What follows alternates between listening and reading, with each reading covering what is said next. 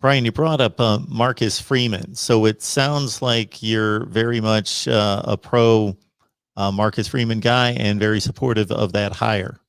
I liked it when they made it. You know, I've really liked studying his defense the last few years. I think they've obviously built Cincinnati into a very strong defense, but I also like the fact that he was willing to adjust and adapt. And he comes from Ohio State. He comes from a 4-down team. He comes from, that's what they did early at Cincinnati. But you're in this league where everybody's running spreads, everybody's throwing the ball all over the place. And he said, hey, look, we can't run what we normally believe in to be effective in this conference. So they made the adjustment, they made the switch, and they went to a 3-3-5.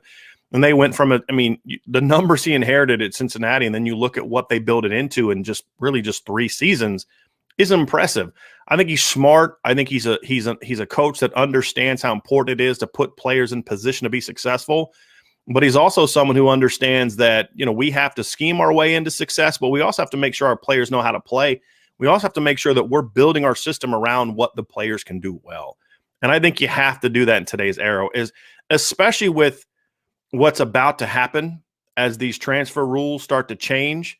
You're going to have even more and more turnover on a consistent basis. If you're not able to adapt, it's going to be a lot harder for teams to win. I mean, even Alabama's adapted in recent years. I mean, you go back and look at what Alabama ran offensively and defensively in the 2009 and the 2011 and 2012 title games, and now compare it to what they've done this last title team, it looks night and day different.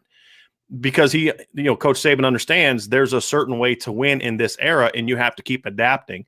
And if you don't have the ability to adapt as a defensive coordinator in this era with the diversity of offenses that you see, you're not going to be successful. And I think Marcus Freeman does that, and he grinds on the recruiting trail. And that's a very important thing, especially to a place like Notre Dame, because it is a more challenging than it is at other places in many different ways.